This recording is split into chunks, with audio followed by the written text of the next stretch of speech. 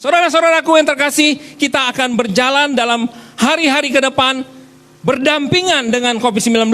Karena COVID-19 masih ada dan belum ditemukan vaksin sebagai antivirus dari COVID-19 ini, saudara-saudaraku. Tapi kita percaya bahwa Tuhan berserta dengan kita. Kita percaya bahwa Tuhan tidak akan meninggalkan kita. Kita percaya bahwa Tuhan melindungi kita. Karena itu, saudaraku, kita boleh menyambut new normal dengan sukacita, dengan harapan yang baru, dengan sikap yang optimis. Optimis artinya paham atau keyakinan atas segala sesuatu dari segala yang baik dan menyenangkan. Sikap selalu mempunyai harapan yang baik di dalam segala hal. Sebaliknya, saudara-saudaraku, definisi pesimisme adalah paham yang beranggapan atau memandang segala sesuatu dari sudut buruknya saja, saudara. Jadi setiap situasi dan kondisi pasti ada yang baik, pasti ada yang buruk. Nah, bagaimana kita memandangnya? Bagaimana kita menyikapinya? Kita mau melihat dari sisi yang baik saja atau kita melihat dari sisi yang buruk saja, saudara-saudaraku? Saudara-saudaraku, betapa pentingnya optimisme di dalam kehidupan kita. Betapa pentingnya kita memandang segala sesuatu dengan positif, karena itu akan menentukan langkah-langkah kita ke depan. Mari kita lihat bersama, saudaraku, Bilangan pasal 13. Mari kita lihat, saudaraku, sudut pandang pesimisme dari 10 pengintai. Kita lihat di sini, saudaraku, orang-orang Kanaan itu kuat-kuat. Kota-kotanya berkubu dan sangat besar. Saudaraku, ini benar. Ini adalah hasil dari pengamatan intelijen dari 12 orang itu. Dan ada keturunan-keturunan raksasa di sana. Ini juga benar, saudara-saudaraku. Di Kanaan banyak orang-orang keturunan raksasa. Ada orang-orang pemakan manusia di sana. Ini hoax, saudara-saudaraku. Di ayat 32 dikatakan, juga mereka menyampaikan kepada orang Israel kabar busuk. Kabar busuk dalam istilah sekarang hoax, saudara-saudara. Sesuatu yang tidak benar tetapi diberitakan. Dan itu mempengaruhi banyak orang. Saudaraku, hati-hati dalam masa-masa COVID-19 ini, dalam masa-masa menyambut new normal, akan ada kabar-kabar hoax juga beredar, saudara-saudaraku, ya. Dan jangan sampai kita mengikutinya. Kemudian di sini katakan, mereka membandingkan diri mereka hanya seperti belalang. Saudara-saudaraku, seperti saya katakan tadi, memang ada orang raksasa, tetapi tinggi raksasa itu dengan orang Israel bukan seperti belalang dengan manusia. Tidak, saudaraku. Itu namanya hiperbola, melebih-lebihkan, saudaraku. Begitu banyak berita yang juga melebih-lebihkan, saudaraku. Dibesar-besarkan, saudara-saudara. Ya, COVID-19 ini memang bisa menjadi sesuatu yang berbahaya kalau kita tidak hati-hati, saudaraku. Tetapi COVID-19 musuh yang dapat kita kalahkan asalkan kita dapat mengikuti protokol-protokol yang diberikan dan kita percaya juga kepada Tuhan. COVID-19 bukan raksasa yang menakutkan sehingga kita takut melangkah keluar dari rumah, bahkan kita takut untuk beribadah, saudaraku. Nah, kita melihat sudut pandang optimisme di sini. Yosua dan Kaleb, dua di antara 10-12 orang ini ternyata memancarkan sesuatu yang positif, yang optimis. Mereka berkata, mereka menganggap bahwa orang Israel sanggup mengalahkan orang-orang enak. Mereka tidak ada apa-apanya. Kemudian, saudaraku, keduanya memiliki semangat juang, membesarkan hati bangsa Israel untuk maju berperang. Saudaraku, Yosua dan Kaleb memiliki sikap motivator, saudaraku, seringkali mendorong orang untuk maju. Mari kita maju.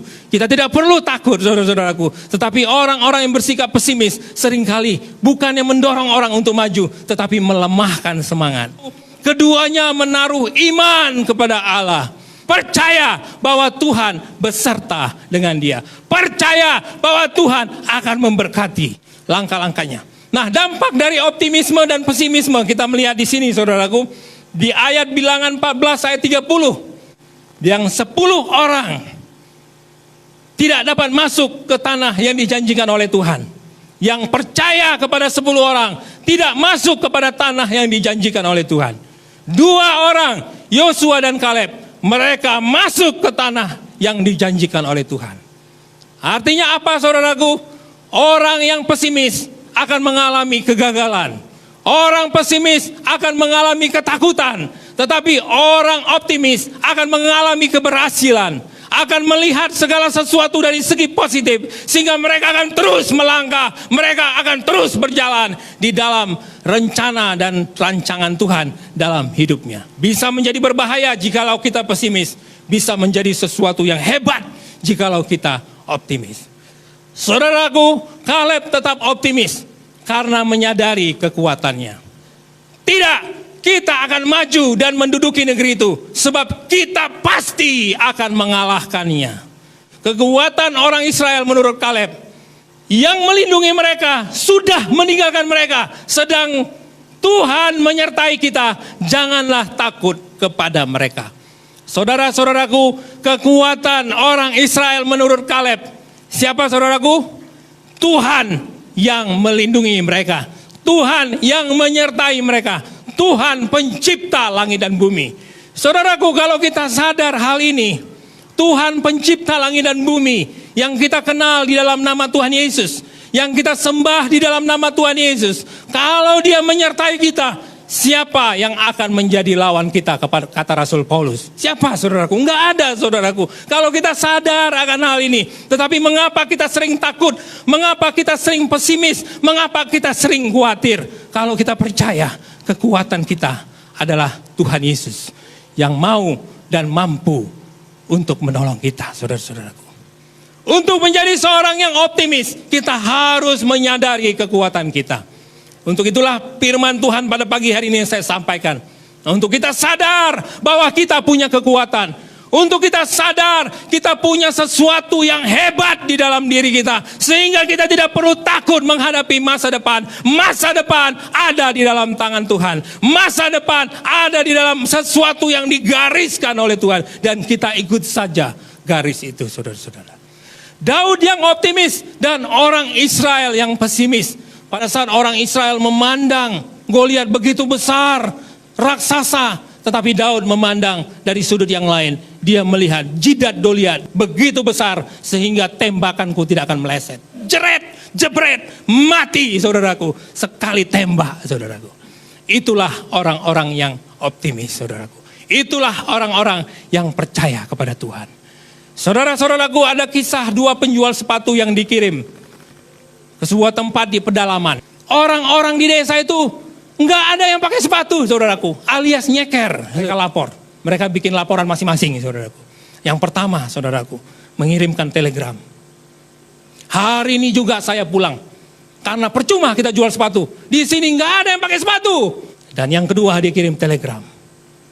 Kirimkan sepatu sebanyak-banyaknya, karena jualan kita pasti laku. Di sini nggak ada yang pakai sepatu, pasti semuanya beli sepatu. Saudara-saudaraku, dua orang ini, dua orang yang sama, diutus dari perusahaan yang sama, diutus di tempat yang sama, tetapi mereka memiliki sikap yang berbeda.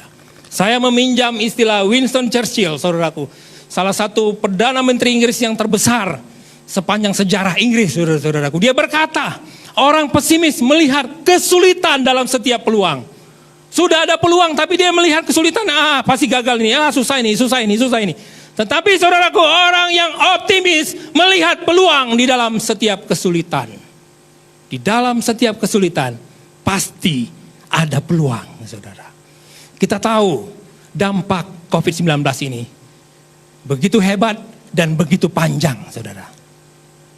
Para ahli memperkirakan sampai 1-2 tahun ke depan dampaknya masih terasa, saudaraku, bagi perekonomian. Tetapi kita mau menjadi orang yang optimis. Kita mau menjadi orang yang percaya kepada Tuhan. Kita mau menjadi orang yang berserah kepada Tuhan. Bergantung kepada Tuhan. Menangis di hadapan Tuhan. Tuhan berikan aku petunjuk. Tuhan berikan aku peluang di tengah-tengah kesulitan ini. Berikan aku untuk dapat melihat peluang itu. Sekecil apapun peluang itu. Untuk dapat aku lakukan di masa-masa sulit ini. Saudaraku, sehingga kita seperti Raja Daud berkata dalam Mazmur pasal 23, sekalipun aku dalam lembah kelam, aku tidak takut bahaya, sebab Engkau besertaku. Saudara-saudaraku, sekalipun kita dalam masa-masa sulit pada saat ini, kita tidak perlu takut karena Tuhan beserta dengan kita. Saudaraku, saya akhiri dengan 2 ayat, saudaraku ya. Segala perkara dapat kutanggung di dalam Dia yang memberi kekuatan kepadaku. Ini pernyataan statement dari Rasul Paulus dalam Filipi 4 ayat 13. Bahasa Indonesia sehari-hari dikatakan, dengan kuasa yang diberikan Kristus kepada saya mempunyai kekuatan untuk menghadapi segala rupa keadaan. Termasuk keadaan wabah pandemik COVID-19 ini, saudaraku. Kita punya kekuatan untuk menghadapi itu. Karena masa depan sungguh ada dan harapannya tidak akan hilang. Masa depan kita ada di dalam tangan Tuhan. Masa depan kita sudah digariskan oleh Tuhan, yaitu masa depan yang gilang gemilang. Di hari depan yang penuh harapan, itu adalah milik setiap kita. Karena itu saudaraku, percayalah kepada Tuhan dan miliki sikap yang optimis. Firman Tuhan ini menjadi motivasi kepada setiap kita untuk kita menyambut new normal dengan sikap yang optimis.